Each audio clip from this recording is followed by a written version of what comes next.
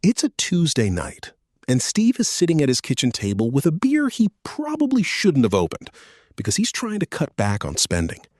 His laptop is open, his budgeting spreadsheet is open, and he's doing the math for what feels like the 400th time this year. He's 34.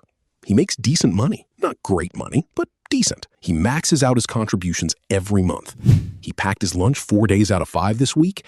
He canceled 2 subscriptions last month that he actually used because the internet told him that's what financially responsible people do. He drives a car that he's slightly embarrassed by at work, but refuses to upgrade because he knows what car payments do to people. And his savings account balance is $54,000. He stares at that number and feels something he can't quite name. It's not pride. It's not satisfaction. It's closer to the feeling you get when you've been hiking for 3 hours and you ask someone how much further to the summit, and they say you're about halfway there. Halfway. After 3 years of doing everything right. Halfway. If you've ever been Steve, this video is for you because there is a specific reason the first $100,000 feels disproportionately brutal, and there is a specific reason everything changes once you cross it. My name is Nick, and I spend too much time thinking about money and the psychology behind it. Hit subscribe and give this video a thumbs up if it ends up changing how you see the process. Charlie Munger, who spent decades as Warren Buffett's partner, said it best. The first 100,000 is a bitch. That's the whole quote. Every person who has ever tried to build wealth from nothing already knows this in their bones, but almost nobody explains why. Here's the math. Imagine you've started saving with $5,000 in a boring index fund at 7% return. At the end of year 1, you've earned $350. $350. You probably spent more than that on coffee. Now fast forward. Same investor, same 7% return, but with $100,000 working for them. That same market generates $7,000.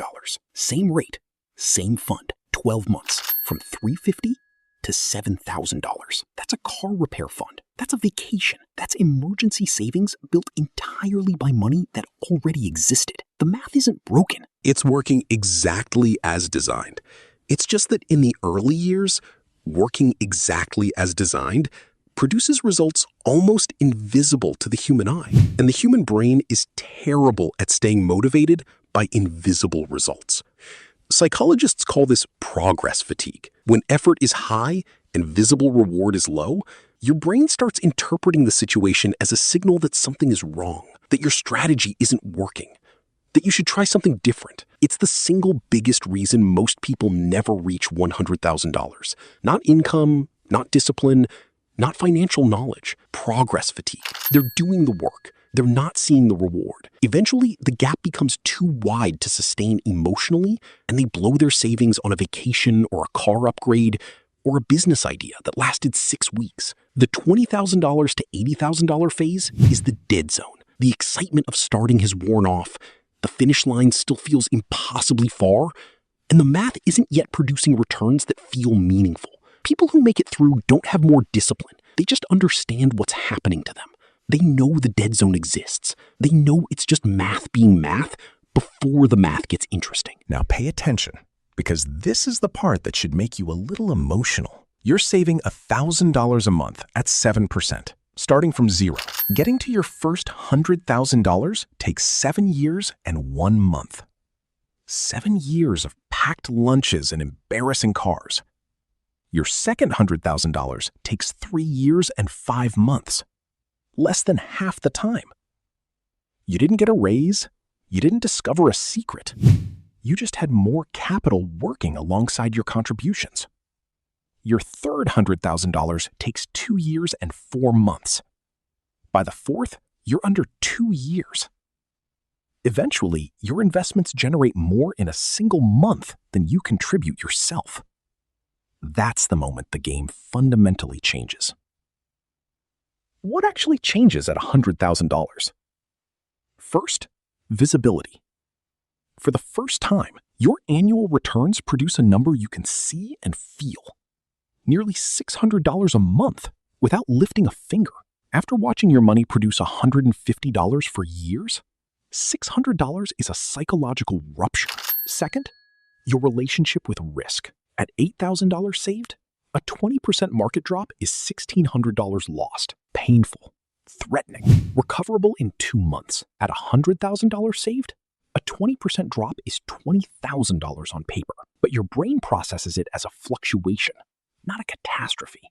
You've watched your money grow from nothing. You know this pattern. Third, your career. At $100,000, you have real walking away money, not survive 2 months money, actual 6 months to find something better money. You negotiate differently. You push back. You take on visible projects. People notice. Confidence from real financial security isn't subtle. It shows up as better assignments and faster advancement. Fourth, optionality. At $54,000, Steve has options in theory. At $100,000, he has options in practice. The certification that boosts income $15,000 a year but costs $3,000 up front? No longer hypothetical. The rental property that needs work but pencils out? He can actually run the numbers. Now, let me give you something practical, broken down by where you actually are. If you have $0 to $25,000, this is the foundation phase. Automate everything. The reason people stay stuck here isn't lack of money. It's that conscious saving decisions get worn down by bad days and unexpected expenses.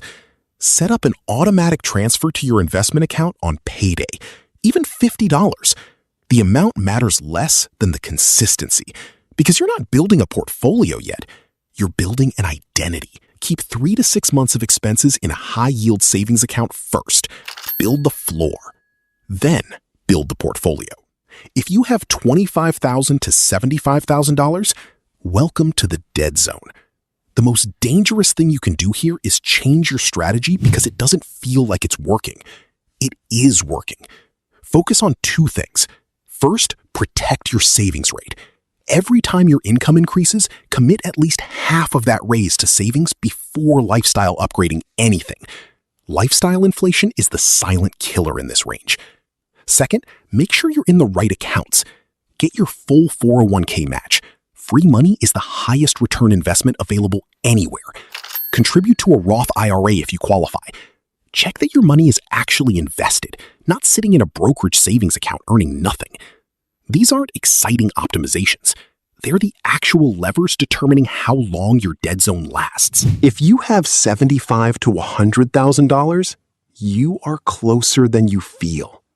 At this stage, $100,000 can feel like it's perpetually 10 months away. That proximity paradox is where people make their worst decisions. They get impatient. They take on more risk than their strategy calls for. They move into individual stocks or try to day trade their way to the finish. Don't change what's working because you're impatient. Instead, find one specific way to temporarily boost your savings rate for 6 to 12 months. A side project, overtime, selling things. Every dollar added now crosses the finish line with you and immediately compounds at the rate of $100,000. What if you can only save $300 a month, not $1,000? Is $100,000 still reachable? Yes. The timeline is longer, but the math works identically. At $300 a month and 7%, the first 100 takes about 16 years. The second takes 7. The third takes under 5. The curve still bends. The acceleration still happens. The inflection point is the same. The only variable is how long the dead zone lasts. Knowing that, knowing the dead zone has an end, changes how you endure it. So let's come back to Steve. It's still Tuesday night. The beer is almost gone. The spreadsheet is still open. But something is shifted because now he understands that his $54,000 isn't a disappointment. It's evidence that he survived more than half of the hardest part of a journey that gets measurably, mathematically easier from here. He's not at the summit, but he's past the steepest part of the climb. Here's what to do after this video. Open whatever app holds your balance. Look at your number. Instead of comparing it to where you think you should be, compare it to where the math says you're going. If you're at $20,000, you're inside the hardest stretch. Keep going. The curve hasn't bent yet. If you're at $50,000, you're past halfway on the hardest milestone of your financial life. The second $100,000 takes roughly half as long. If you're at $80,000, the bend is right in front of you. Don't stop. And if you're near zero, looking at this like a mountain from the bottom, good. Now you know what the mountain is. Now you know it's climbable. Even $50 a month starts a clock that compounds in your favor for the rest of your life. The first $100,000 is the hardest. Munger was right. But what he didn't say loudly enough is that the second $100,000 is when you finally understand why you did it.